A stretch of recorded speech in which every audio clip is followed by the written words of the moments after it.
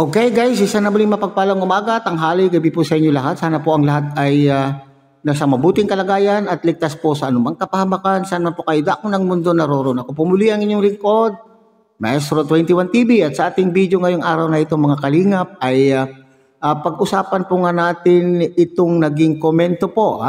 Komento po ng maaaring isa po sa mga kalingap supporter at nagpapaliwanag po. Ito po ay nagpapaliwanag tungkol po sa dapat na ginawa po.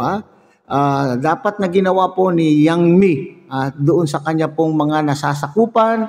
At lalo na nga po kung ang pinag-uusapan dito mga kalingap ay tungkol po sa pera. So isa po siguro sa mga dahilan kung bakit sinasabi po ni Miss Yang Mi mga kalingap na bakit kunting kibot na lang po niya ay hindi tumitigil ang mga reactor sa kako-content po sa kanya.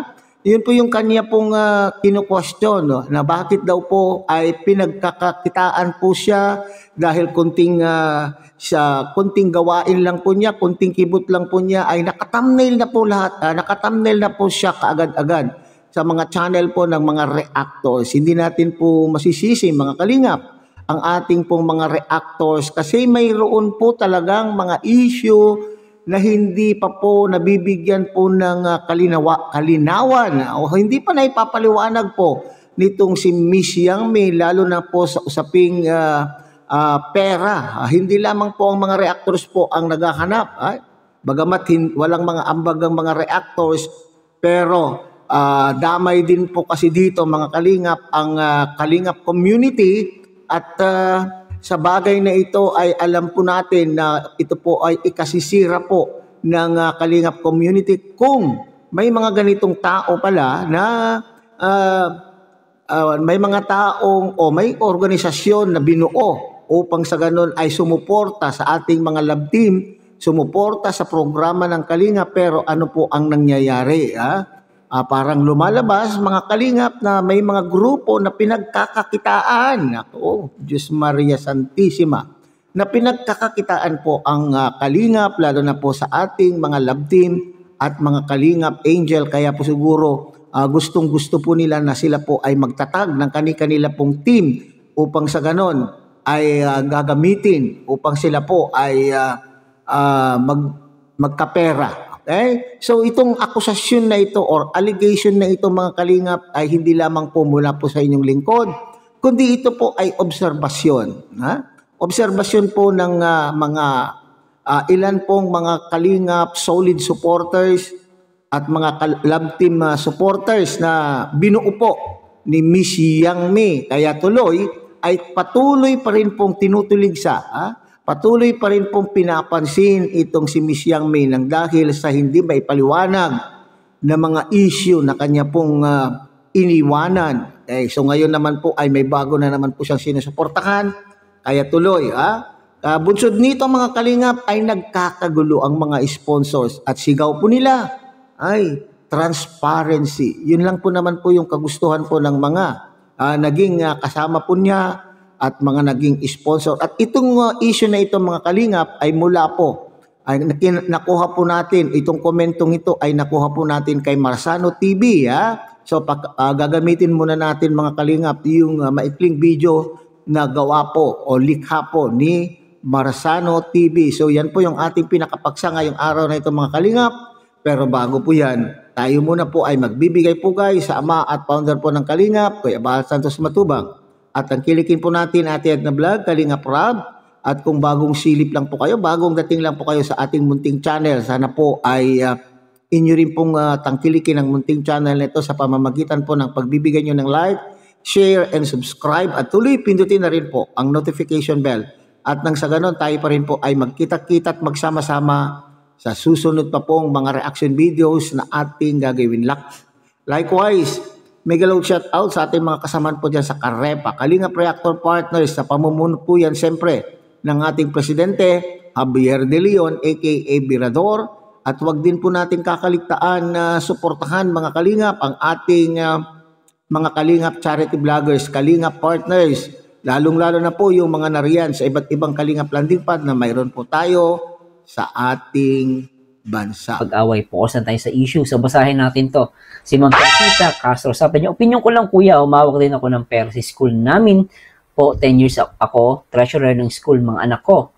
Gawa ko, bawat koleksyon na nakuha ko galing sa mga teachers or ticket man yan o ano, basta about sa pera, nagpapamiting po ako. Doon ko i-explain ang pumasok na pera, pati total na nakalagay. Kung may magaganap na events sa school, after ng events na yon, magpapamiting na naman ako. Doon ko ipapakita ang expenses namin sa events, pati mga balance po. Kay Yang Mi, dapat po sabihin din niya kung saan at ano ang ginawa sa pera. Dapat naka-itemize ang lahat, yon para hindi siya magtanong gaya niya. Po, hindi po maiwasan ang walang magtanong sa ganon. At least handa si Yang Mi, pero kung ganyan siya sa bawat may nagtanong, umiiwas siya.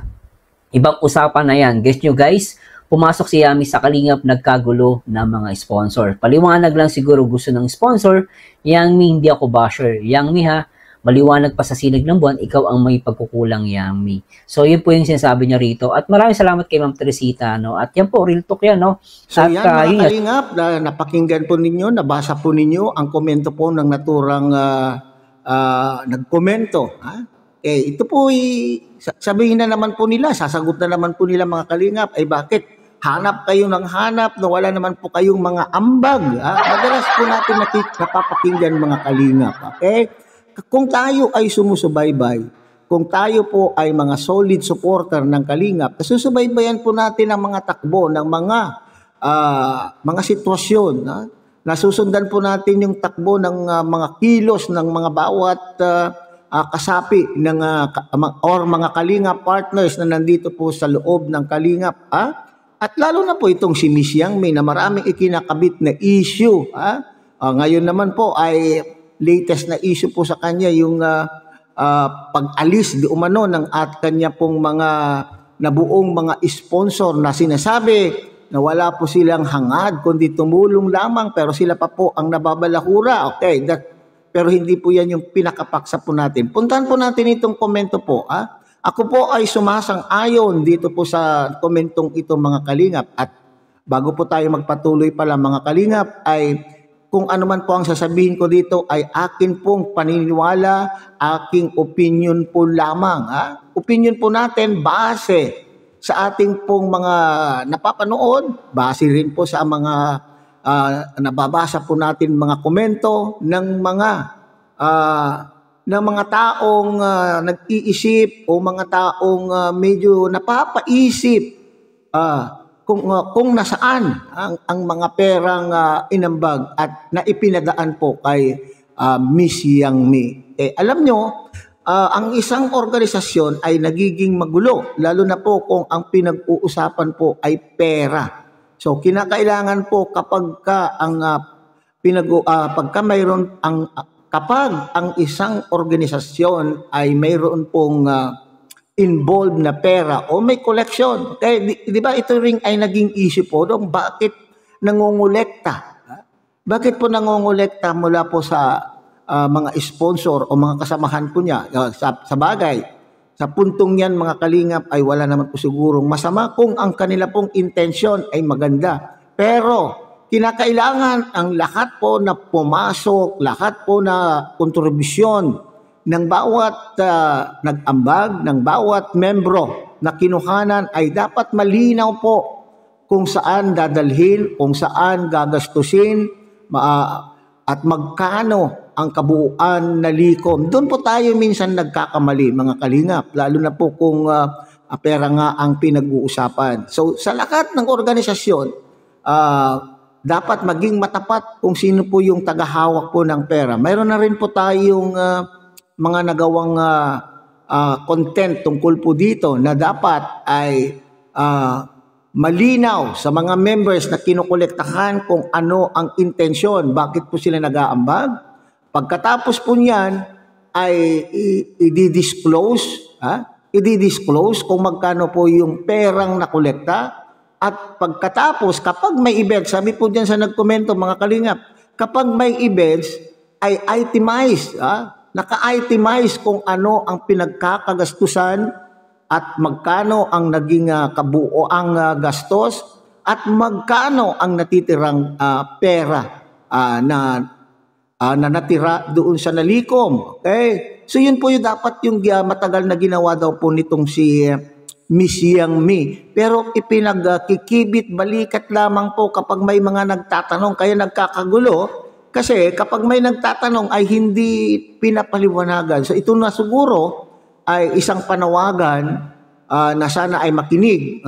Upang sa gano'n naman po ay malinis naman po niya ang kanya pong sarili.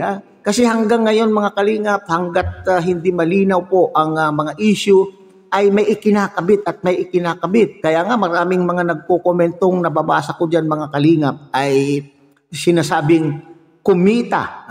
Kumita po itong Miss Yang Mi at sinasabi pa po nila na kaya daw po nakabili ng lupain, ng lupa. Itong si Miss Yang Mi dyan sa Daet nang dahil po sa pera na kanila pong inambag na hindi malinaw kung saan ginamit. Okay, alam po naman natin yung mga events na yan, mga kalingap. Kaya nga po, nung panahon na yun ay nagkahati-hati ang Jomcar supporters nang dahil po sa pera.